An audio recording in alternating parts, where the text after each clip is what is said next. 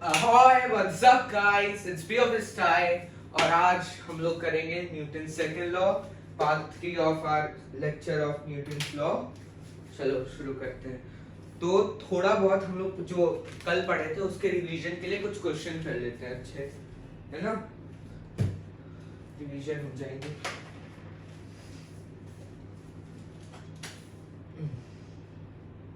तो question number 10 है अपना।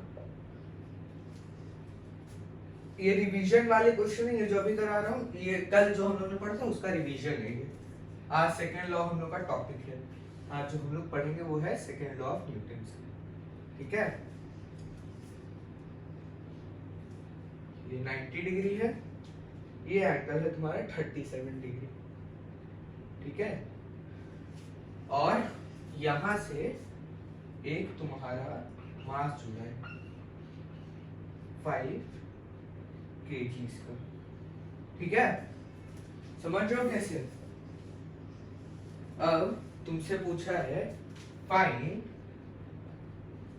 All tensions, find all tensions, ठीक है। ट्राई करो।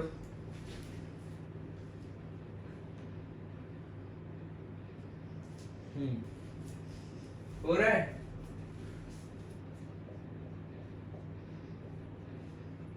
ये एंगल अगर 37 डिग्री है तो ये हो गया 53 डिग्री, ठीक। यहाँ पे एक मान लो टेंशन है T1, यहाँ पे मान लो वही सेम टेंशन है क्योंकि सेम स्ट्रिंग है तो टेंशन सेम हो गई। तो फिर से लिखता हूँ T1, इधर मान लो एक है T2, इधर मान लो एक है T3, सेम इधर हुई तो T3, सेम इधर हुई तो T2। Find T1 T2 T3। Try करो एक बार, स्टूडेंट ट्राई करो। चलो सॉल्व कर देते हैं। 50 न्यूटन्स नीचे लग गया, क्यों? क्योंकि जी को हम लोग ले रहे हैं 10। मोस्ट ऑफ द केस में हम लोग जी को 10 लेंगे, ठीक है। 50 न्यूटन्स, तो 50 न्यूटन्स ऊपर, तो हमारा इससे इक्वेशन क्या आ गया? T1 is equal to 50 Newton's. जय राम जी। यहां से हमारा भी जो 37 डिग्री है, a line that makes angle theta with the horizontal, a line perpendicular to it will make angle theta with the vertical. A line that makes angle theta with the horizontal, a line perpendicular to it will make angle theta with the vertical. इसको extend करो, पट पट पट पट पट, will make angle 37 with हमारा vertical. क्यों? क्योंकि ये लाइन वर्टिकल है और ये हॉरिजॉन्टल है, ठीक है। तो अब FBD बना दो इसका। FBD कैसे होगा? T2 T3।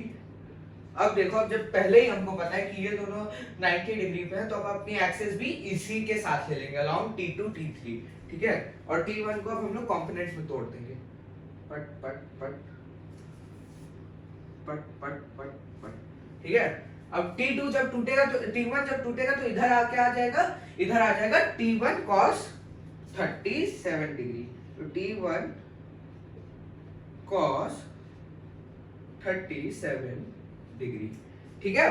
T1 cos 37 degree, इधर आ गया T1 sin 37 डिग्री।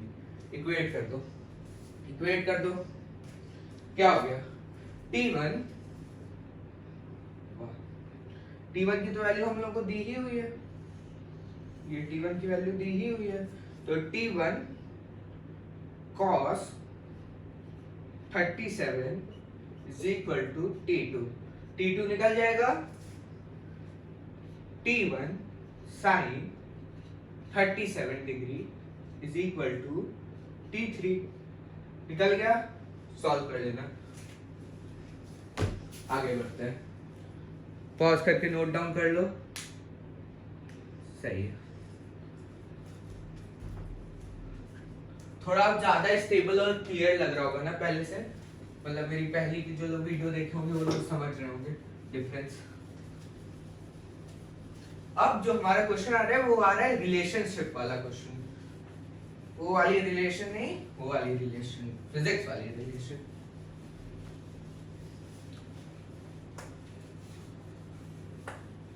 आज हम लोग क्या क्या पढ़ेंगे? आज हम लोग सेकंड लॉ को इंट्रोड्यूस करेंगे, जिसमें हम लोग सेकंड लॉ के कुछ स्टेटमेंट होते हैं, स्टेटमेंट 1 स्टेटमेंट 2, उसको आज इंट्रोड्यूस करने की कोशिश करेंगे और प्रयत्न करेंगे कि 1 घंटे में तुम्हारा इतना हो जाता है ताकि फास्ट सब चीज खत्म हो।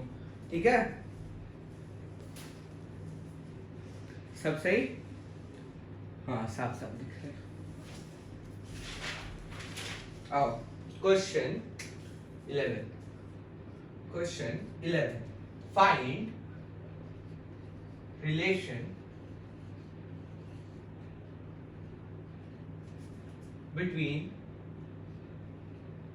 M1 and M2। इसको एक ब्लॉक कर देता हूं, पता चले आदमी कहे कि वाह।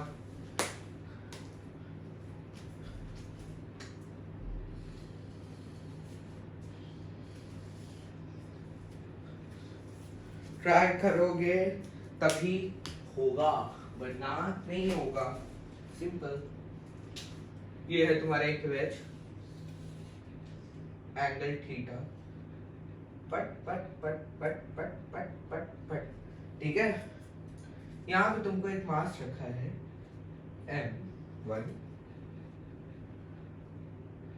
ये जुड़ा है एक स्प्रिंग से, यहाँ पे एक पुली लगी है और यहाँ पे एक और मास है M2। ठीक, M1 M2 समझ आ रहा है ना? तो अब क्वेश्चन ये है कि find relation between M1 M2। ठीक है, साफ साफ दिख रहा है। तो अब ये कैसे होगा सवाल? अरे हलवा सवाल है, मैंने बताया था जब भी वेज पे इस तरीके से कोई फोर्स लग रहा हो, इस तरीके से, यहाँ पे पहले टेंशन होगी क्योंकि ये है, तो टेंशन टेंशन टेंशन टेंशन। ठीक है, सेम क्योंकि है। तो अब जब भी इस तरीके का फोर्स लगता है तो इस साइड वाले में कौन सा फोर्स आता है? साइन थीटा वाला। तो M1G साइन थीटा। कैसे? जिन लोगों को नहीं समझ आ रहा है, ये गया तुम्हारा M1G।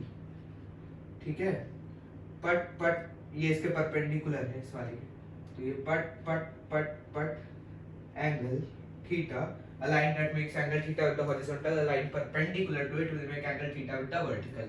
तो यहाँ cos हो जाएगा M1G cos थीटा, इधर हो जाएगा M1G sin थीटा। तो यहाँ पे हो गया M2G। तो अब इक्वेट कर दो, कुछ करना बचा? मतलब क्या हलवा सवाल है, सेकेंड लॉ आने दो तब हो जाएगी, इसमें तो सब हलवा है। तो क्या लिखोगे? T is equal to M1G sine theta is equal to M2G। ठीक है, क्योंकि वो भी टी है, ये भी टी है, जी से जी कटा, आ गया तुम्हारा आंसर, साफ साफ आ गया। रिलेशन क्या है? M1 sine theta is equal to M2। Simple. समझ आया कि नहीं आया? आया कि नहीं आया? आज यहाँ पे नया ट्राइपॉड आया है, काफी चीजें नहीं आई है, वो टंग गया है, स्टैंड से हट चुका है, इसलिए थोड़ा शायद क्लियर लग रहा हो और सब साफ साफ लग रहा हो। समझ गए ना ये क्वेश्चन? आओ आगे बढ़ते, जल्दी जल्दी सब खत्म कराता हूँ। सेम क्वेश्चन है, find relation between M1 M2, वो बदल जाएगा डायग्राम। ठीक है,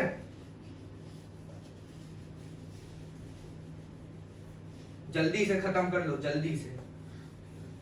अभी न्यूटन सेकंड लॉ में हम लोग आज नेहा को इंट्रोड्यूस करेंगे।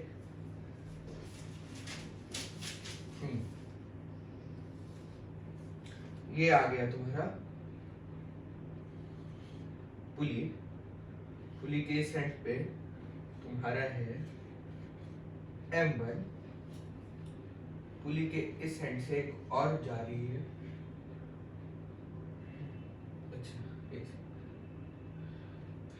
ये गई ऊपर, ये एक और पुली है, इसके नीचे एक मास लग गया है M2। Find relation between M1 M2। तो कैसे करोगे? सबसे पहले यहाँ पे टेंशन्स बना लो। हर एक वो जो स्ट्रिंग में टेंशन है, उस रस्सी में जो टेंशन है ऊपर वाली, वो जो एक रस्सी है, कितनी पहले रस्सियां दिख रही है तुमको? किसी को 2 से ज्यादा या कम तो नहीं दिख रही है ना? तो 2 रस्सियां यहाँ पे, तो 2 डिफरेंट रस्सियां, तो 2 डिफरेंट टेंशन आएगी। तो ऊपर वाले की तुम टेंशन T1 मान लो, वो जो M1 से जा रही है, मगर क्योंकि अब ये जो पुली है वो आइडियल है और मासलेस है, इसलिए जो ऊपर टेंशन होगी वही नीचे टेंशन होगी, तो नीचे टूटी हो जाएगी टेंशन। करके बताता हूँ, अभी समझ आएगा।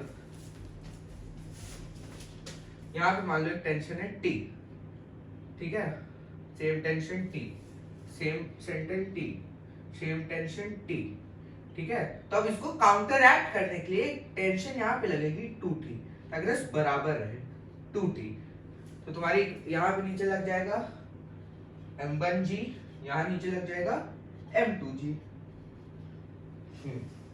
हमारे 50 सब्सक्राइबर कंप्लीट हो चुके हैं, बहुत अच्छा लग रहा है। तो अब कैसे लिखोगे? T is equal to M1G is equal to M2G बटे 2, G से G काटो, ठीक है। तो इक्वेशन तुम्हारी सिंपल सी आ गई, twice M1 is equal to M2। Simple, कुछ था इस सवाल में? बस लिखने में, नीट वीट में तो ये आ जाएगा आराम से।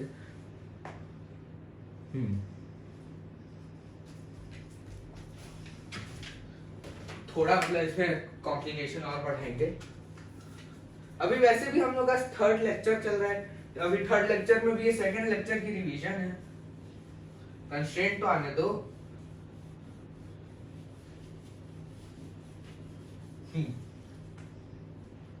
वही है रिलेशन बिटवीन M1 M2, आगे निकालते हैं। 13th क्वेश्चन, 12th क्वेश्चन था इससे पहले वाला, ये 13th क्वेश्चन, ठीक है। आओ टिश किया, टिश, क्या टिश किया, टिश टिश टिश टिश टिश टिश टिश, M1 M2, touch touch touch touch touch touch, पुली, तीनों आइडियल पुली है। तुमसे पूछा है कि निकाल लो relation between M1 M2, M1 M2 relation निकालो। कैसे करोगे? तुम्हें पहले ये बताओ कि कितनी हमको वो दिख रही है, स्ट्रिंग कितनी दिख रही है? 2 दिख रही हैं? किसी को 2 से ज्यादा तो नहीं दिख रही है? एक जो M1 के लेफ्ट साइड से जा रही है ऊपर, और जाके तीनों पुली में घूम के फिर M2 के पास आ रही है वो एक, और फिर दूसरी वाली जो M1 के राइट कॉर्नर से जाके ऊपर एक पुली से जोड़ रही है, तो 2 टेंशन होगी। मगर फिर मैंने बताया क्योंकि मासलेस और आइडियल पुली है, तो जो ऊपर टेंशन होगी वही नीचे टेंशन होगी। तो इक्वेट कर दो। कुछ बचा इस सवाल में? मतलब ये सवाल करने लायक भी है। T T T T T T, नीचे आया M2G, इधर आया M1G, ठीक है। अब यहाँ पे क्योंकि 2 T हो जा रहे हैं, तो इसको काउंटर एक्ट करने के लिए यहाँ पे आ गया 2T, तो इसको सपोर्ट करने के लिए 2T आ गया। तो यहाँ इस बॉडी पे कितने T लग रहे हैं? 3T लग रहा है। 3T is equal to M1G। अब यहाँ पे T is equal to M2G, तो यहाँ पे लिखो T is equal to M2G is equal to M1G बटे 3। रुको इसको साथ साथ निकाल दे।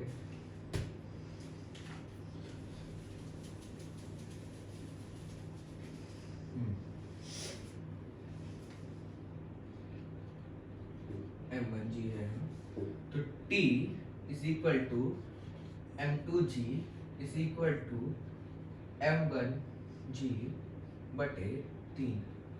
अच्छा 3 बोल के 2 बना रहे हो, 3 से G से G कटा, तो हमारा रिलेशनशिप आ गया thrice M2 is equal to M1। कुछ था इसमें? था, बताओ बताओ, कुछ था कि नहीं था? नहीं था ना, तो चलो एक छोटा सा लिख लो जल्दी, हम लोग शुरू करते हैं। कौन सी चीज? हम लोग शुरू करते हैं न्यूटन सेकंड लॉ, आज का टॉपिक। आओ मजा करते हैं, आज एच सी वर्मा का भी एक सवाल होगा। आओ आओ आओ आओ, आगे बढ़ते हैं।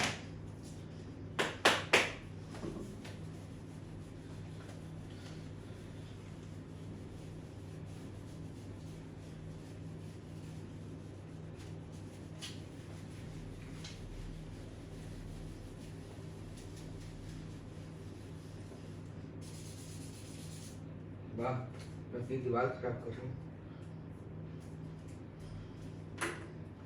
शेयर करो यार, प्लीज शेयर करो। 50 सब्सक्राइबर हो चुके हैं हमारे, ऑल थैंक्स टू अमन भैया। अगर अमन भैया नहीं होते तो मेरे सब्सक्राइबर होने में 2 साल से भी ऊपर लग सकते थे। अमन भैया is awesome.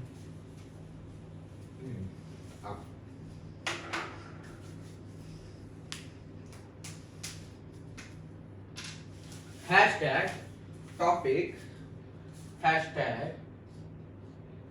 Newton's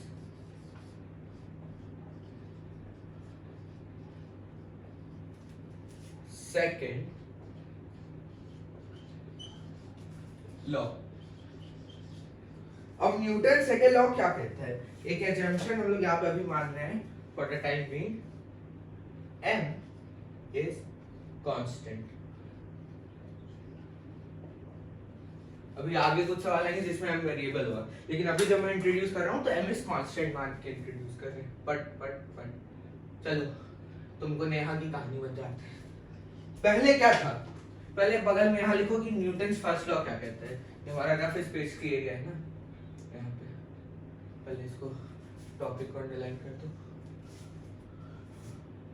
rough space law, first law हमारा क्या कहता था? हमारा फर्स्ट लॉ कहता था if sigma f external is equal to 0 then acceleration is equal to 0, है ना? ये होता था, मतलब बाहरी यूनिवर्स से तुम्हारे ऊपर 0 फोर्स लग रहा है, तुम ऐश में हो, मगर अब क्या हुआ, तुम्हारे ऊपर जेई आ गया, तब भी ठीक था, एक ही डायरेक्शन में लग रहा था, एक्सेलरेशन एक ही डायरेक्शन में थी। अब क्या हुआ, एक एक्सटर्नल यूनिवर्स पे पहले तुम पे कोई फोर्स नहीं लग रहा था, मगर तुम यहाँ पे खड़े हो, पट पट पट पट पट, ये तुम खड़े हो, ठीक है, यहाँ पे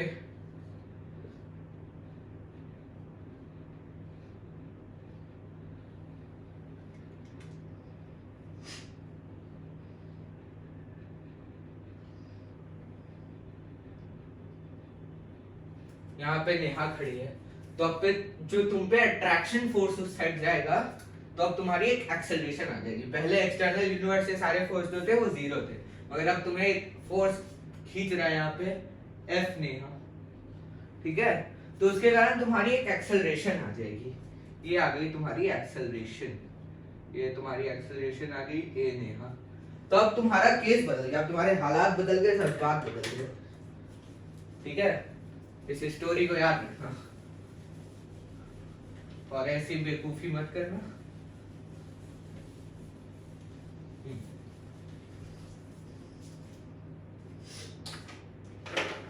अब हमारा नया इक्वेशन जो आता है सेकंड लॉ का, सेकंड लॉ जो हमसे कहना चाहते हैं, क्या कहने का प्रयत्न कर रहा है, इसको बड़ा से एक जगह लिख दो, यही हमारा सेकंड लॉ है। अब है F net is equal to m a। ये कोई होगा जो कि मैथ साइंस ले रहा है, पीसीएम ले रहा है और उसको पता ना हो कि f is equal to ma होता है, ठीक है। अब इस चीज को हम लोग कैसे इंटरप्रेट कर सकते हैं? अब इतना तो हमको पता है, मगर पहले 9th क्लास में 10th क्लास में हम लोग इसको ब्रेक नहीं करते थे। अब इसका हम लोग डिटेल्ड स्टडी करेंगे कि ये कहने का क्या प्रयत्न कर रहा है, स्टेप्स निकलेंगे हमारे, जैसे पिछले बार निकले थे। इसको भी हम लोग एक्स एक्सेस में तोड़ेंगे, जैसे उसको तोड़े थे, एक्स एक्सेस y एक्सिस, ठीक है, x एक्सिस y एक्सिस, तो साफ साफ दिख रहा है ना? हाँ, अब x एक्सिस y एक्सिस में अब हम लोग तोड़ेंगे, सेकंड लॉ है ये। x एक्सिस में हम लोग कह सकते हैं कि सिग्मा f नेट इन x, तो नेट को तो नेट की जगह x ही कर देते हैं, is equal to m a x, ये हो गई तुम्हारी इक्वेशन। अभी ये ओवरव्यू दे रहा हूँ, इस पूरे सेकंड लॉ का ओवरव्यू दे रहा हूँ। अभी इसके बाद इसके स्टेप्स आएंगे, जैसे पिछले बार मेरे स्टेप्स आए, उसके बाद हम लोग इसके ऊपर क्वालिटी वाले क्वेश्चन करेंगे, मतलब अच्छे अच्छे। फिर एक क्वेश्चन तुम्हारे पास आएगा, who can apply Newton second law to find मतलब एक्सेलरेशन या कुछ भी, मतलब एक तुमको एक चीज पता चलेगी कि कोई भी नहीं लगा सकता है न्यूटन सेकंड लॉ, एक रेफरेंस ही लगा सकता है न्यूटन सेकंड लॉ। उसके बाद हम लोग एचसी वर्मा का सवाल करेंगे, उसके बाद हमारे पास आएगा स्टेटमेंट वन, उसके बाद आएगा हमारे स्टेटमेंट टू। अब मजा आएगी। इसी तरीके से एक्स वाई एक्सिस में sigma F Y will give us M, ऐसे ही सॉल्व करेंगे हम लोग, एम ए वाई, ठीक है। अभी फिजिक्स वाला सर का खत्म हो गया है हमारा, क्या कहते हैं, वेक्टर्स, काइनेमेटिक्स शायद अब वो शुरू करेंगे। अब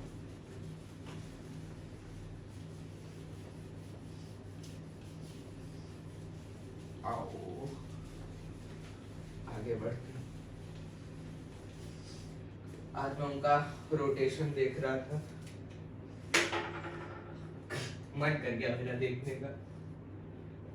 steps to solve, steps to solve है, स्टेप्स टू सॉल्व कैसे सॉल्व करेंगे? तो देखो स्टेप्स कुछ ऐसे क्या कहते हैं डिफरेंस आएंगे, बस कुछ ही, वरना ये एकदम स्टेप वन मतलब न्यूटन फर्स्ट लॉ जैसे सॉल्व होता है वैसे ही सॉल्व होगा। पहला स्टेप तो दोनों में सेम होगा, मोस्ट ऑफ द चीजों में ये पहला स्टेप सेम होता है। Draw F B D, D समझाने की कोई जरूरत नहीं, आगे बढ़ते हैं। सेकंड है ड्रॉ एक्सेलरेशन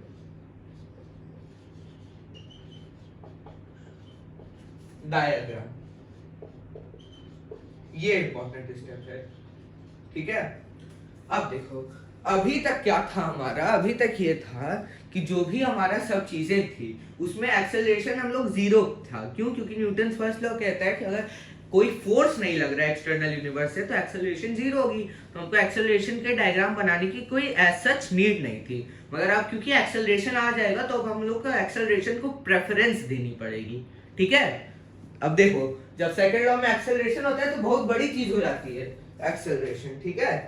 स्टेप 3, अब ये मोस्ट ऑफ द ये सबसे ज्यादा इंपॉर्टेंट स्टेप है, स्टेप 3। पहले स्टेप 2 का तुमको एक एग्जांपल दे देता हूँ। मान लो एक इंक्लाइन प्लेन है, यहाँ पे तुम्हारा एक ब्लॉक रखा है मास m का, तो उसकी एक्सेलरेशन इस डायरेक्शन में है a। तुमको एक्सेलरेशन को नाप के मतलब माइंड में रख के कि एक्सेलरेशन किस डायरेक्शन होगी, तुमको अपने फोर्सेस के कंपोनेंट डिसाइड करने होंगे। मान लो इसमें कोई फोर्स ऐसे मान लो टेंशन लग रहा है ऐसे, तो अब की ना तुम टेंशन को तोड़ोगे नहीं, मतलब कुछ ऐसे क्वेश्चन में हो सकता था कि हमको नॉर्मल और उसमें करना हो टेंशन को तोड़ना हो, लेकिन अब की टेंशन को तुम नहीं तोड़ोगे, अब की किसको तुम तोड़ोगे, अब की हम लोग mg को तोड़ेंगे। ये मान लो थीटा एंगल है तो अब की हम लोग mg को तोड़ेंगे। क्यों? क्योंकि mg हमारा अलोंग द एक्सिस या परपेंडिकुलर टू द एक्सिस नहीं है। ये मैंने तुमको स्टेप 3 बता दिया। स्टेप 3 लिखो तब समझ आएगा, अभी क्वेश्चन करोगे तब और अच्छे से समझ आएगा, रिवीजन करोगे तब तो दिमाग में बैठ ही जाएगा, ठीक है। आगे बढ़ते हैं। स्टेप 3 ये सबसे इंपॉर्टेंट स्टेप है।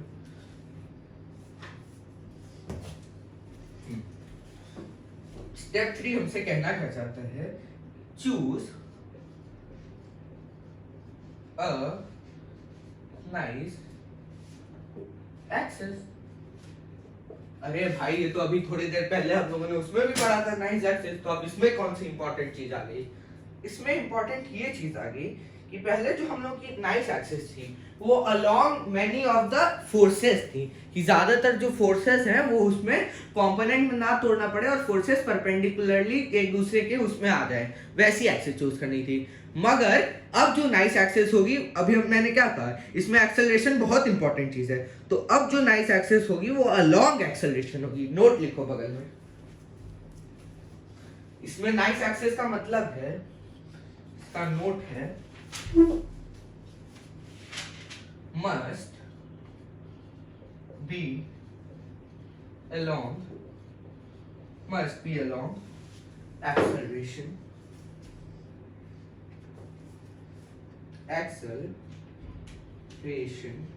must be along acceleration and जो एक बच जाएगी, मतलब x और y में टूटती है ना, म्यूचुअली परपेंडिकुलर एक्सिस होती है, म्यूचुअली परपेंडिकुलर, तो जो एक और बच जाएगी वो हो जाएगी परपेंडिकुलर टू एक्सल। इन स्टेप्स को लिख लो, ऑल टाइम लाइफ में मैकेनिक्स में मदद करेंगे, मैकेनिक्स से किसी भी पार्ट में इनका मदद होता है, इसको लिख लो। झंडू टाइप लग रहा है लेकिन बहुत इंपॉर्टेंट है, लिख लो, पॉज करके नोट डाउन करो। टिक टिक 1, टिक टिक 2, टिक टिक 3, टिक टिक 4, टिक टिक 5, आगे चलते हैं।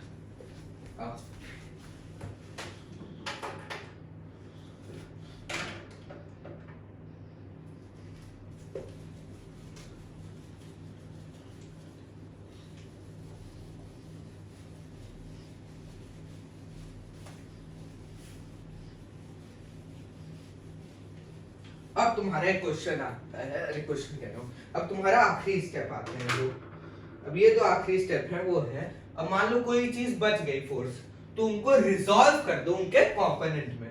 कोई मान लो फोर्स अलोंग द एक्सेलरेशन या परपेंडिकुलर टू द एक्सेलरेशन नहीं आ रहा है, जैसे उस केस में mg नहीं आ रहा था, तो उसको रिजॉल्व कर दो, रिजॉल्व इनटू कंपोनेंट्स। ये तो पता ही होगा कंपोनेंट्स में कैसे तोड़ते हैं, ठीक है, वरना वो तो बता ही दिया हूँ यार, mg cos theta sin theta cos theta, इसमें कैसे तोड़ते हैं बताया है। फिफ्थ, अब यही वो स्टेप है जो मैं तब से कह रहा हूँ, ये फिफ्थ स्टेप मतलब लगाना क्या है, लगाना ये है कि sigma F x will give us m a x, sigma F y would give us m a y। Similarly यहां से तुम निकाल सकते हो कि अगर तुमको x डायरेक्शन में एक्सेलरेशन चाहिए तो वो हो जाएगी सिग्मा एफ एक्स बटे m। Acceleration in x direction ऐसे आएगी कि जो भी x एक्सिस में फोर्स है उसका जब तुम वेक्टर सम कर दोगे और फिर उस सिस्टम के मास से डिवाइड कर दोगे तो उसका एक्सेलरेशन निकल आएगा। सिमिलरली y एक्सिस में तुम कह सकते हो कि acceleration in y is equal to sigma F y बटे m, ठीक है, नोट डाउन करो। अब तुम्हें वही क्वेश्चन करवा रहा हूं जो मैंने अभी थोड़ी देर पहले कहा था, who can apply Newton second law. अब नोट डाउन कर लो, साफ साफ दिख रहा है।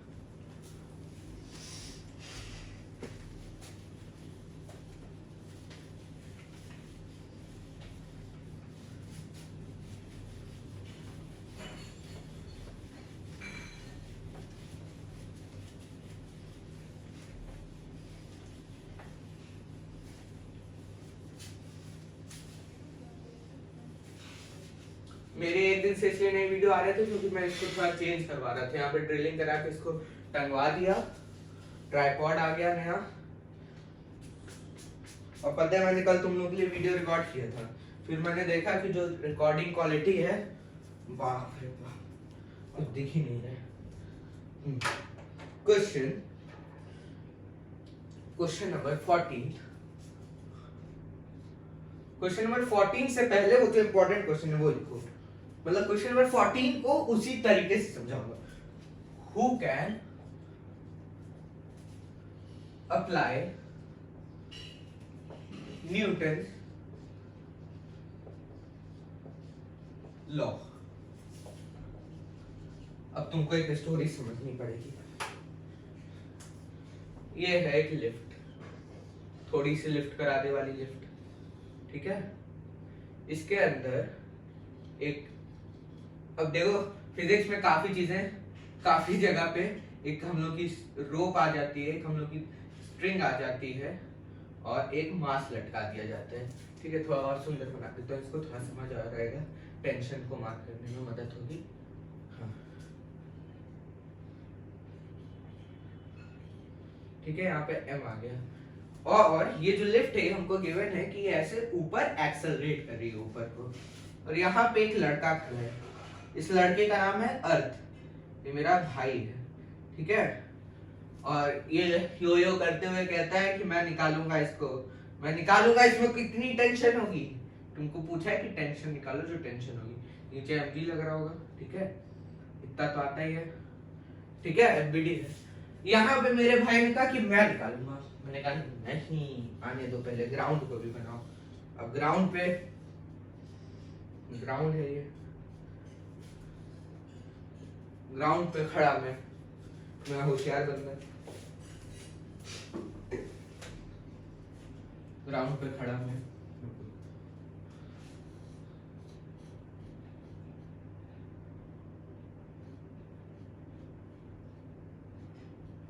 अर्थ को देख के हंस रहा हूँ, मैं कह रहा हूँ किड्स। फिर यहाँ पे बगल में नेहा खड़ी है, ठीक है, खड़ी नहीं है, नेहा एक कार पे बैठी है, जिसके साथ नेहा के साथ कोई और बैठा है, बॉडी बिल्डर, ठीक है। और ये लोग एक कांस्टेंट एक्सेलरेशन से या नॉन कांस्टेंट एक्सेलरेशन से इस डायरेक्शन में चल रहे हैं। फिर जहां पे मैं और अर्थ होते हैं वहां पे पार्थ तो आएगा ही, कहेगा कि मुझको छोड़ के अकेले, तो मेरा छोटा भाई पार्थ भी आ गया। अब ये थोड़ा चंचल, ये भागता रहता है, ठीक है। तो इसने क्या कहा कि मैं ना एक कांस्टेंट वेलोसिटी से भागता हूँ दूर भाई, और पकड़ो मुझको, कांस्टेंट वेलोसिटी से ये चल रहा है। लेकिन हम सब ने कहा रुको, अर्थ को दिक्कत हो गई है, कैसे लगाएंगे इसमें न्यूटन सेकंड, और टेंशन फाइंड करनी है, अर्थ को होमवर्क मिला है टेंशन फाइंड करने का। तो हम सारे लोग, इवन नेहा तक आ गई, उसने भी कहा नहीं हम लोग लगाएंगे। तो अब क्वेश्चन ये आया, who can apply Newton's law, who can apply Newton's law. Earth लगा सकता है, मेरा भाई जो लिफ्ट में है, मैं लगा सकता हूं जो नीचे, हाँ मेरी क्या स्पेसिफिकेशन है वाली की, मैं रेस्ट पे खड़ा हूं भैया, मुझको दुनिया से कोई लेना देना नहीं है, मैं रेस्ट पे खड़ा हूं, ठीक है। तो न्यूटन सर हमारे पास आए, उन्होंने कहा kids you know who can apply this, I will tell you. तो उन्होंने हमको एक थ्योरम दी, मतलब एक तरीके से एक नोट कहा कि नोट कर लो एक चीज। उन्होंने कहा नोट करो, रेड से लिख रहा हूं, Newton's law only applicable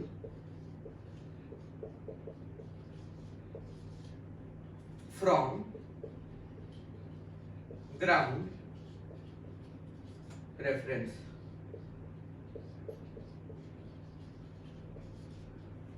physics में ना ग्राउंड को हम लोग मानते हैं कि उसकी जो एक्सेलरेशन है वो जीरो है।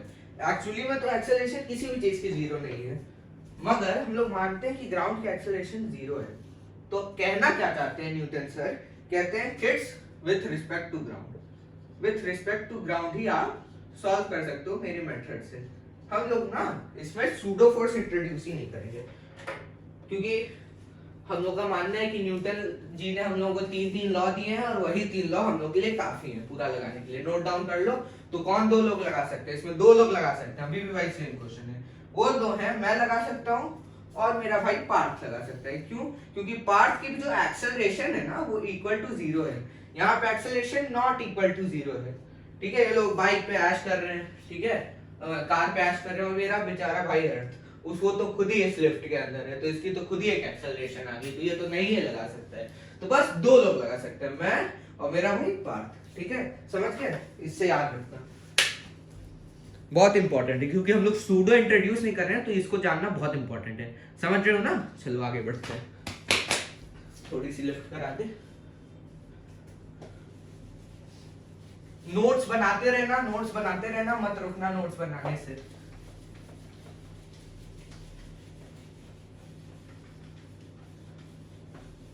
अब आता है तुम्हारा क्वेश्चन नंबर 14। यही सेम क्वेश्चन है लेकिन अब इसको मैथमेटिकली करेंगे। न्यूटन सर ने बता दिया तो अब मेरे भाई का होमवर्क था तो मुझको तो करना ही पड़ेगा।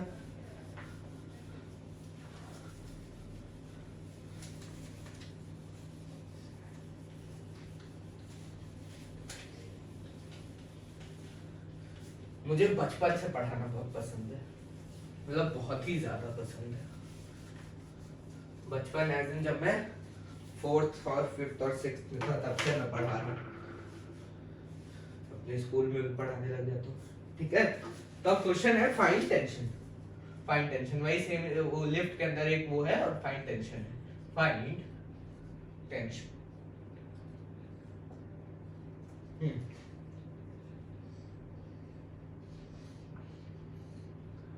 m मास का है, ऊपर टेंशन लग रही है, नीचे अपने वेट के कारण mg लग रहा है और टोटल एक्सेलरेशन ऊपर हो रही है a से।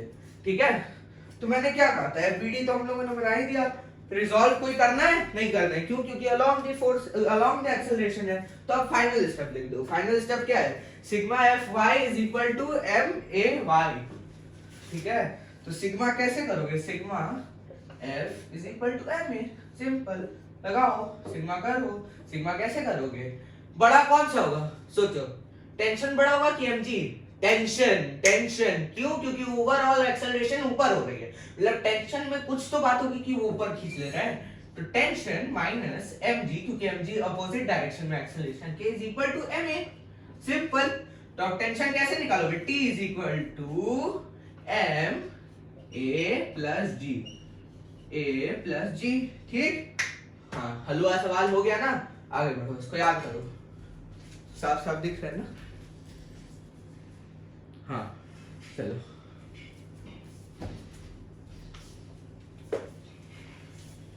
अब कौन सा क्वेश्चन है? शायद HCV का क्वेश्चन आ गया। क्वेश्चन नंबर 14 हो गया, 15th क्वेश्चन है।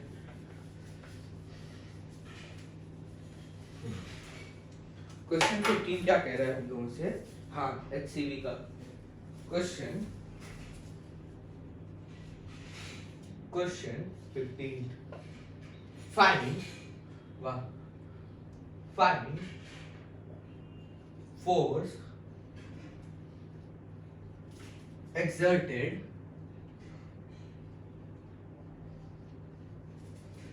by the man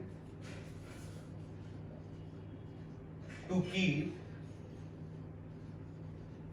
himself at rest. Find force applied by the man to keep him at rest. अब ये क्वेश्चन बहुत ही अच्छा क्वेश्चन है, मतलब तुम्हारा ये फर्स्ट लॉ के रिवीजन के लिए है। फर्स्ट लॉ के रिवीजन के लिए ये वाला क्वेश्चन तुमको दे रहा हूं मैं, क्योंकि फर्स्ट लॉ भी सेकंड लॉ का पार्ट है। ठीक है, ये आया तुम्हारा, इधर मान लो ये ऐसे टूट रहा है और ये एक प्लेटफॉर्म है, एक डब्बा है जिसके ऊपर स्वयं एच.सी. वर्मा सर अपने आप खड़े हैं। सी वर्मा सर अपने आप खड़े हैं और हम बस कह रहे हैं kids solve this question for me. ठीक है, एच.सी. वर्मा सर खड़े हैं और एक फोर्स अप्लाई कर रहे हैं, एक टेंशन क्रिएट कर रहे हैं। एच.सी. वर्मा सर खड़े हैं, इसका मास मान लो m1 है ना, हाँ m1 है, और सर का मास मान लो है m2। ठीक है, और सर इसको एक टेंशन दे रहे हैं, खींच रहे हैं अपनी तरफ। नीचे लग गया m1g, ठीक है, ऊपर यहाँ पे लग गया मान लो टेंशन, सेम स्ट्रिंग है तो tension t, same string tension t। चलो एफबीडी बनाए। ठीक है, क्वेश्चन है कि कैसे करो कि ताकि ये ना ऊपर चढ़ जाए ना नीचे चढ़ जाए ना गिर जाए। ठीक है, रेस्ट पे रहे। तो इसको कैसे सॉल्व करोगे? सर की सबसे पहले हम लोग वो बनाते हैं एफबीडी। सर है ये, सर ऊपर टेंशन लग रहा है, नीचे इनका मास m2g लग रहा है।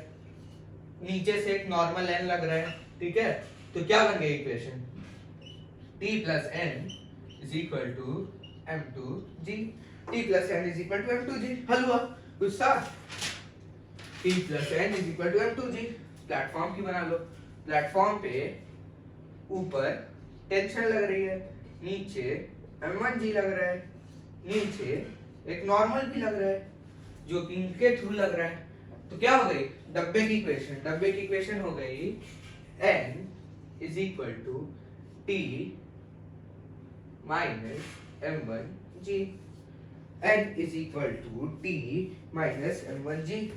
मैंने मतलब एक स्टेप में खा गया, इसमें पहले तुम ऐसे लिख देते tension is equal to n plus m1g, तो n is equal to tension minus m1g। अब n को तुम उठा के उसमें डाल देना और तुम्हारा आंसर निकल आएगा, ठीक है, आंसर आ जाएगा ना, कर लोगे ना, आंसर कमेंट करके बताओ क्या आएगा आंसर। तुम्हें टेंशन भी निकालनी है, नॉर्मल भी निकालनी है, दोनों निकालो, ठीक है, हो जाना चाहिए। हल हुआ था ना सवाल, हल हुआ था, चलो आगे बढ़ते हैं।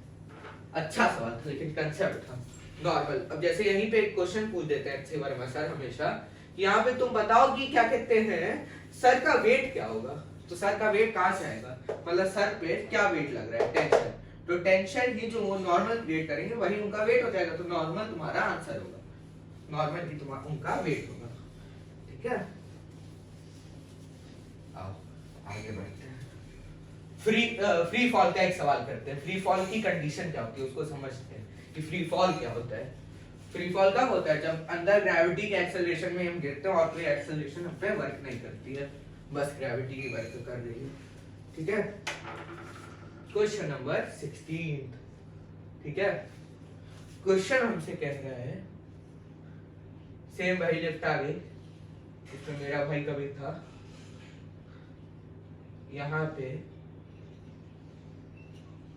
एक मास है m, इसको तुम ऐसे इमेजिन करो कि मान लो तुम कभी लिफ्ट में गए हो, क्यों नहीं गए हो लिफ्ट में, तो आज के वक्त फंसे गया हो, तुम लिफ्ट में गए और अचानक से कोई लिफ्ट की ऊपर वाली तार काट दे, तो जो तुम्हारे साथ होगा, तो मान लो फिर तुमने वहां पे कैसे पकड़ा है उसकी स्ट्रे, वहां पे ऊपर से कोई मान लो रस्सी आई उसको पकड़ा है और उसको पकड़ के तुम झूल गए हो और ऊपर से किसी ने काट दिया, तो जो उसके साथ होगा उसको अब हम लोग आज मैथमेटिकल फॉर्म में जानेंगे। मान लो पहले इसकी एक्सेलरेशन नीचे की तरफ a थी, ठीक है, अभी मान लो a से ही सॉल्व करते हैं, हमको g देने का क्या मतलब, a ही देते हैं, ठीक है, तो क्या होगा pd बनाओ, एक तो ऊपर टेंशन लगेगा, एक नीचे mg लगेगा, m1g कैसे होगा, ठीक है। तो अब की कौन सा बड़ा होगा, अब की बताओ, अब की हमारा टेंशन बड़ा होगा कि mg बड़ा होगा, पिछले वाले में टेंशन बड़ा था, अब की mg बड़ा होगा क्योंकि ओवरऑल एक्सेलरेशन नीचे हो रहा है, तो sigma f is equal to ma, तो हमारा आ गया mg minus t is equal to ma, तो t is equal to mg minus a, ठीक है, ये आ गया तुम्हारा टेंशन। तो क्वेश्चन ये था फाइंड टेंशन। अब जब ये फ्री फॉल हो गया तो ये जो a है वो हम लोग के g के बराबर हो गया और फ्री फॉल कंडीशन आ गया, फ्री फॉल, तो अब क्या होगा, अब तुम खुद ऑब्जर्व करो कि क्या होगा। अब यहाँ पे a की जगह g डाल दोगे तो g माइनस g 0, तो टेंशन इज इक्वल टू आ गया हम लोग का 0, if a is equal to g then tension is equal to 0। Tension is equal to 0 मतलब क्या हो गया, तुम्हारी जो रोप है वो स्लैप हो गई, रोप ऐसे ऐसे हो गई कुछ, और ऐसे मान लो डब्बा हो गया, मतलब पूरा वो ऐसे ऐसे हो गया, गिरने लग गया। अरे सोचो तुम कभी एग्जांपल करो, मूवी में देखा ही होगा। चलो आगे बढ़ते हैं, वो लगा देता हूं तुम्हें स्टेटमेंट से पहले, नहीं स्टेटमेंट है क्या, अभी क्या है, अभी तुम्हारा स्टेटमेंट भी है।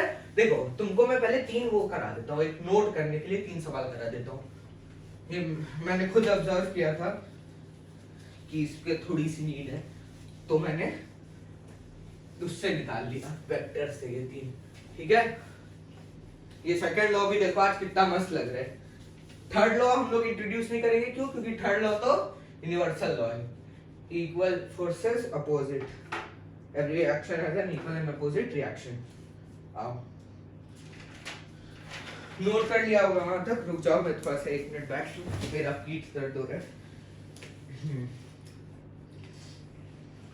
तो वो तुमको पहले ये करवाऊं कि पहले तुमको स्टेटमेंट करवाऊं,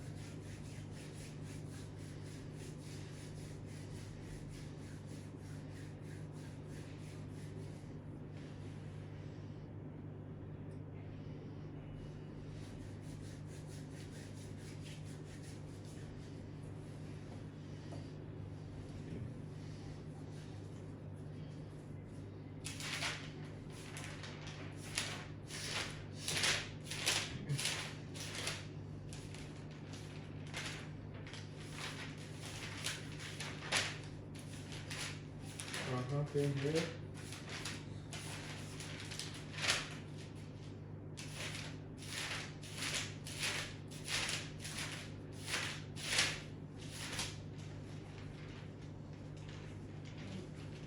मैंने तुम ही लोगों के लिए एक एक्स्ट्रा लिख दिया था उसको। हाँ ये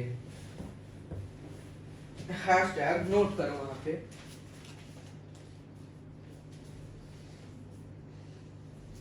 नोट करो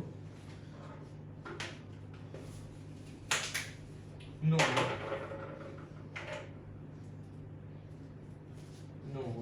तुमको थोड़े सवाल कराते हैं जिससे तुम समझो कि कैसे कब क्या लगाए।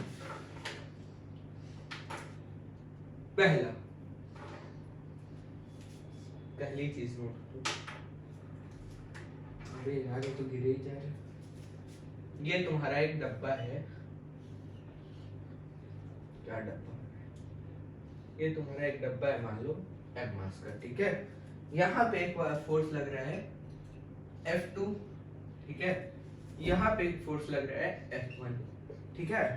तुमसे पूछा है, तुमसे 3-4 चीजें पूछा है। अगर एक्सेलरेशन ऑफ द मास अगर 0 है, acceleration of the mass m 0 है, तो तुम बताओ कि क्या होगा। बताओ क्या होगा। F और F2, F1 और F2 के बीच में रिलेशन बताना है। The acceleration of the mass is 0। ये न्यूटन फर्स्ट लॉ है। यहाँ पे बगल में लिखो एक्सेलरेशन, ये भी न्यूटन फर्स्ट लॉ है। देखो एक्सेलरेशन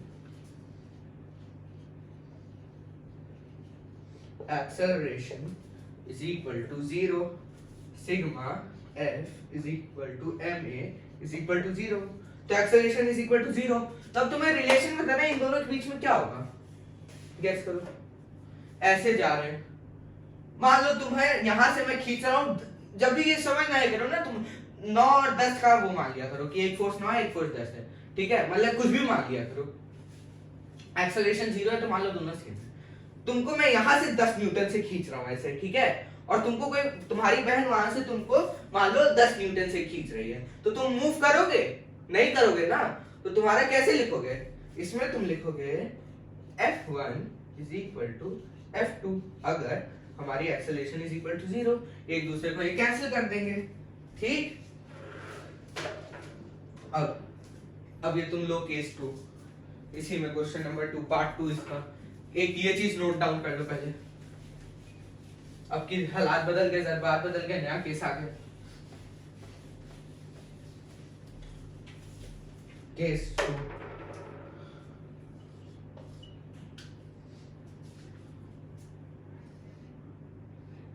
ये ऐसे तुम्हारा है, मास m है, इधर तुम्हारा एक फोर्स लग रहा है F1, ठीक है।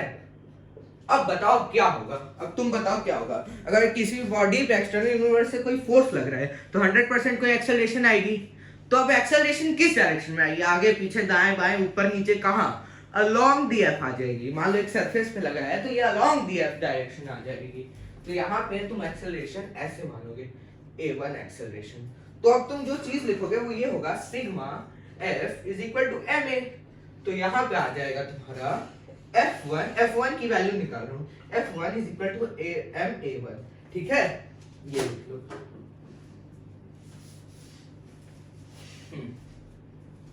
ठीक है, नोट डाउन कर लिया ना, दिख रहा है ना।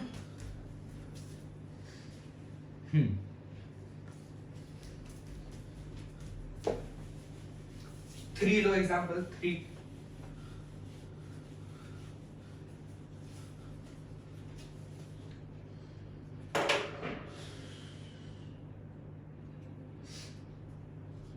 प्योर डायरेक्शन का खेल होता है। m मास है, इधर से तुम्हारा फोर्स लग रहा है, एक मान लो F1, ठीक है। और तुमको पहले से ही गिवन है कि एक्सेलरेशन इधर है, ठीक है, a2। तो अब इसको कैसे लिखोगे? मतलब तुम्हारा इक्वेशन क्या आएगा, F2 की वैल्यू क्या आएगी? तो जो तुम्हारी F1 की वैल्यू आएगी वो ये आएगी, F1 is equal to minus of ma1 a2, sorry यार a1 ही डालो, a1 सेकंड फाइव से आ गया a1, ठीक है। तो क्या आ गया तुम्हारी equation, sigma f is equal to ma, ठीक है। तो इसका तो डायरेक्शन ही अपोजिट हो गया। तो तुम्हारा हो जाएगा F1 is equal to minus of A1 minus of MA1। ठीक है, अब आओ अब आगे, अब आखिरी एग्जांपल ले लो, फोर्थ एग्जांपल, उसके बाद में तुमको एक क्वेश्चन करा देता हूँ, फिर स्टेटमेंट आ जाएगा आज पहला वाला।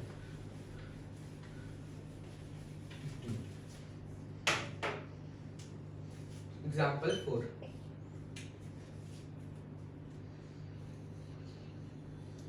ये मास m है, इधर से एक फोर्स लग रहा है F2, इधर से एक फोर्स लग रहा है F1, such that F1 is greater than such that F1 is greater than F2। तो अब क्या होगी, एक्सेलरेशन इस डायरेक्शन में आ जाएगी क्योंकि ये फोर्स इससे बड़ा है।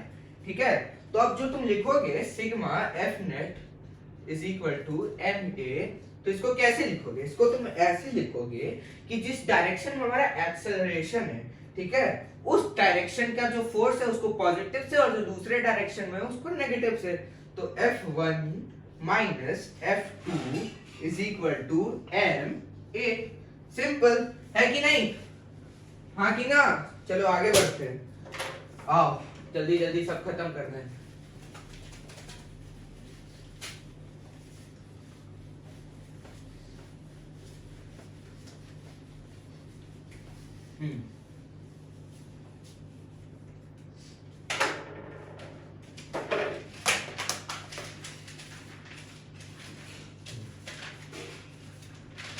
ये क्वेश्चन नंबर 17, क्वेश्चन नंबर 17। आज हम लोग क्वेश्चन नंबर 10 से शुरू हुए थे ना, किससे शुरू हुए थे बता।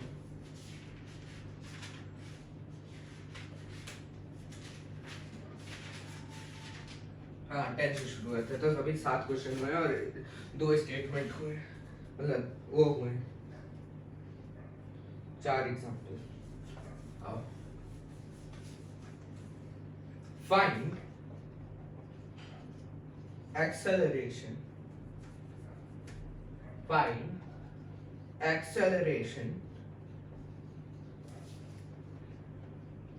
and normal force।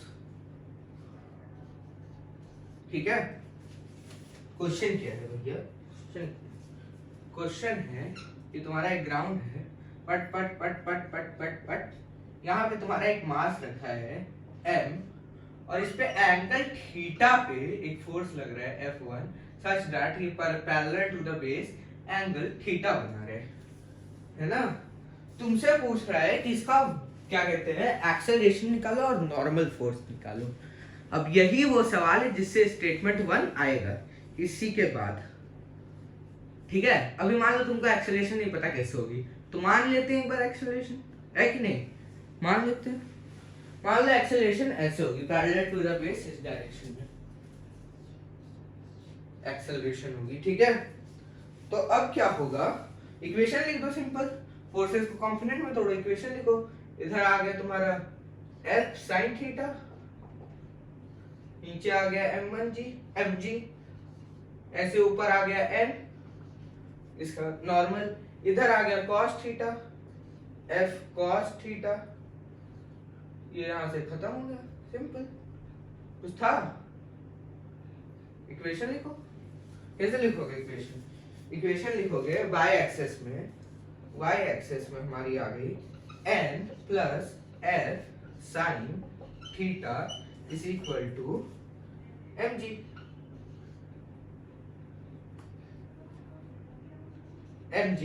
ठीक है, तो इसको कौन से तुम चीज से लिखे हो, हमारी एक्सेलरेशन हम लोग किस डायरेक्शन में आ रहे हैं, इस साइड में तो कोई एक्सेलरेशन ही नहीं है ना। इस साइड में जब कोई एक्सेलरेशन ही नहीं है y में, तो हम लोग फर्स्ट लॉ लगाएंगे। यहाँ पे हम लोग का फर्स्ट लॉ लग रहा है, फर्स्ट लॉ क्या कहता है कि नेट F नेट एक्सटर्नल यहाँ पे जो है वो है y में 0, फोर्स ही नहीं है, एक्सेलरेशन ही नहीं है, तो ये आ गया। तो इसमें से तुम्हारा n आ गया, n क्या आ गया, n is equal to mg minus f sin theta, answer आ गया। और तुमसे क्या पूछा था, तुमसे वो पूछा था ना, क्या पूछा था, एक्सेलरेशन पूछा था। तो अब x एक्सिस में तुम लगा दो sigma f x is equal to m a x, ठीक। तो अब इसमें क्या हो गया, इससे तुम्हारा एक इक्वेशन आया f cos theta is equal to m a। क्यों f cos थीटा, अरे यार सब छोटा छोटा नहीं लिखता हूँ ना मैं, बड़ा बड़ा लिख जाता हूँ। लो y इज इक्वल टू 0, ठीक है, is equal to m a, इसी डायरेक्शन में m a मान है, ये हम लोग का सेकंड लॉ है, ठीक है, समझ गए।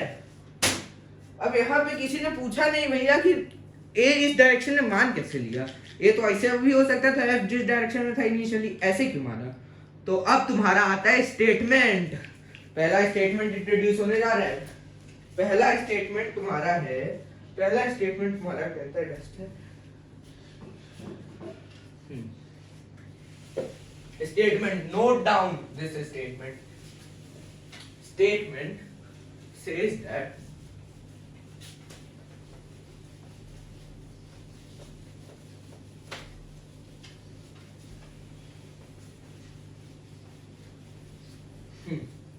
statement तुम्हारा क्या है, S1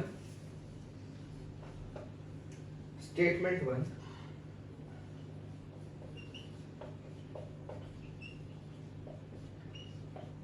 क्या कह रहा है भैया, स्टेटमेंट वन कहता है, लिखो इसको, इंपॉर्टेंट है बहुत, ध्यान से लिखो, ध्यान से। whenever, यार कैसा लिख रहा हूँ, तो ब्लू से लिखते हैं।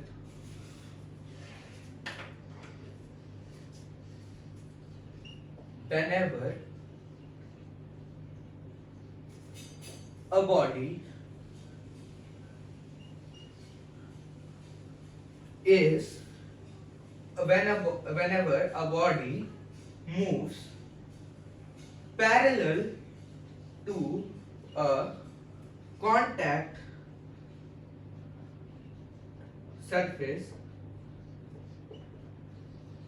इसमें वो ऐसे पैरेलल मूव करती ना कॉन्टैक्ट सरफेस के, its acceleration is always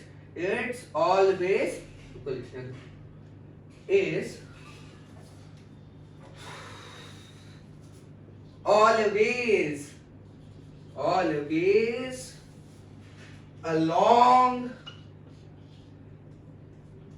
एक सेकेंड, along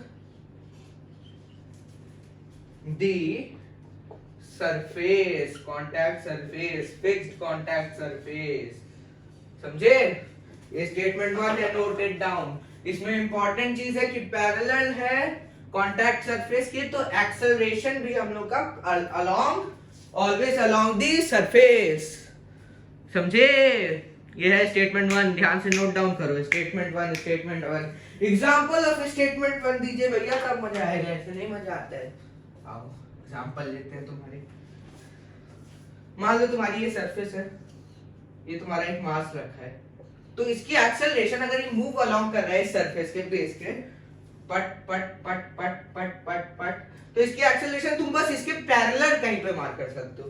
मतलब या तो तुम एक्सेलरेशन ए इसको ऐसे दे पाओगे या इसको ए ऐसे दे पाओगे, और किसी डायरेक्शन में आड़े तिरछे ऊपर नीचे और कहीं नहीं, बस इसी लाइन में, इस लाइन में parallel to the surface along which it is moving along with the surface, not like इसमें कोई तुम डायरेक्शन में नहीं दे सकते एक्सेलरेशन, इसी के साथ दोगे। एक और एग्जांपल लो, एक ये है, यहाँ पे तुम्हारा एक मास m है, तो इसकी एक्सेलरेशन कैसे मार्क करोगे बताओ। इसकी एक्सेलरेशन या तो तुम ऐसे ऊपर मार्क करोगे या तो तुम इसकी एक्सेलरेशन ऐसे नीचे मार्क करोगे, ठीक है, ऐसे ही मार्क कर सकते हो और कहीं नहीं। मतलब इसकी इस डायरेक्शन में कोई एक्सेलरेशन नहीं है, इस डायरेक्शन में कोई एक्सेलरेशन नहीं है, बस इस डायरेक्शन में एक्सेलरेशन है, जैसे इसकी इस डायरेक्शन में कोई एक्सेलरेशन नहीं है, ठीक है। एक और एग्जांपल ले लो, मान लो ये है तुम्हारा एक वर्टिकल इंक्लाइन करूंगा, एक इंक्लाइंड वेज की वो है, एक माउंटेन है मान लो, वहां पे एक मास m रखा है, तो उसकी अलोंग द सरफेस ही होगी जिसके साथ वो मूव कर रहा है, और कहीं नहीं होगी, और कहीं एक्सेलरेशन ऊपर नीचे दाएं बाएं कहीं नहीं, बस along the surface with it is moving with. ठीक है, सब दिख रहा है ना। स्टेटमेंट 1 के ये एग्जांपल थे। ठीक है, अब आओ स्टेटमेंट 1 से कुछ क्वेश्चन कर लेते हैं अपन लोग।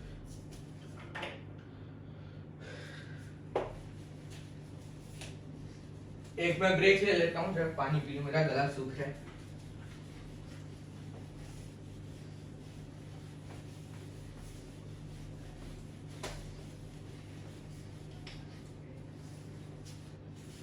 समझे ना, कुछ कुछ तो आ रहा होगा आज, मजा हल्का हल्का। कल परसों से तो ज्यादा ही मजा आया होगा।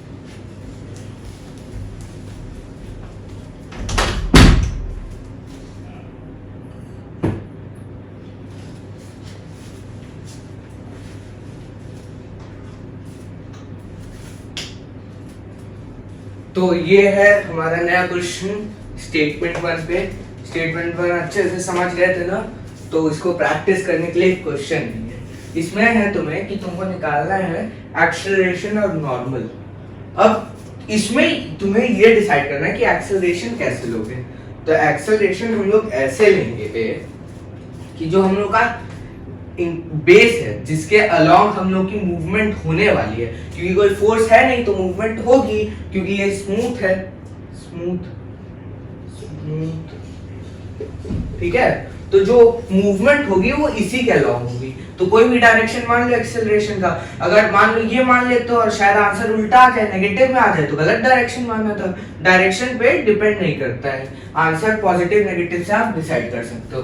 एक्सेलरेशन मानते हैं, एक्सेलरेशन डायग्राम बन गया, एफबीडी बना दो। ये हुआ तुम्हारा mg। ठीक है, पट पट पट पट angle theta aligned at makes angle theta with the horizontal, aligned perpendicular to it will make angle theta with the vertical। ये हुआ तुम्हारा नॉर्मल। अब लगा दो इक्वेशन। अब तुम किसको और किसको तोड़ोगे? अब तुम्हें बस एक को तोड़ना है, mg को तोड़ना है, n को नहीं तोड़ना है। क्यों? क्योंकि n तो इसके परपेंडिकुलर है। इससे n तो परपेंडिकुलर है, मतलब इस एक्सेलरेशन में इसका कोई रोल ही नहीं है। तो रोल क्या दे रहा है? तो रोल दे रहा है अपना mg sin थीटा, और नॉर्मल के बराबर होगा mg cos थीटा। याद करो, इंक्लाइंड में जब ऐसे होता है तो नॉर्मल के ही बराबर mg cos थीटा होता है। तो तुमने दोनों को निकाल लिया, मतलब ये रफ फॉर्म में निकाला। इसको फेयर में अगर स्टेटमेंट के द्वारा बनाऊं, मतलब एक बना ही दूं, मैंने इसी में बना दिया। अगर तुमको फिर से अलग से बनाना हो तो बगल में ऐसे ही बनेगा। ऐसे इसका एक्सेलरेशन डायग्राम होगा, यहाँ पे इसका mg sin थीटा होगा, नीचे होगा तुम्हारा mg cos थीटा, इधर होगा तुम्हारा नॉर्मल। ये है तुम्हारा डायग्राम। इसमें इस एक्सिस में ये वाली, इसकी मान लो अगर y एक्सिस है तो y एक्सिस में तुम कहोगे n is equal to mg cos theta. कैसे? फर्स्ट लॉ से, फर्स्ट लॉ से sum of left is equal to sum of right. x axis में तुम्हारा लगेगा summation of all force net is equal to ma, second law ma। ठीक है, तो ये किसके बराबर हो गया? In x direction. तो ये बराबर हुआ हम लोग के mg sin theta is equal to ma। ये हो गया तुम्हारा सेकेंड लॉ से, सिंपल। कुछ था इसमें? ऐसे ही हुआ बना है सेकेंड लॉ का भी। तो पूरा एनएलएम, पूरा का एनएलएम का ही हुआ है, कुछ है ही नहीं। साफ साफ दिख रहा है ना भाई? साफ तो लग रहा है। हल्का सा फोकस चेंज करने की कोशिश करूं क्या? अब ज्यादा साफ दिखा? लग तो रहा है, ठीक है। Next question. हाँ, तो इसमें से अब एक्सेलरेशन निकालने का क्या था? ये भी होता है ना last step, x is equal to f summation of fx upon m। तो अब यही यहाँ पे भी कर दो। तो एक्सेलरेशन इज इक्वल टू हम लोग का आ गया, उसको m से m काटोगे तो ये m से m मर गया, तो g sin थीटा।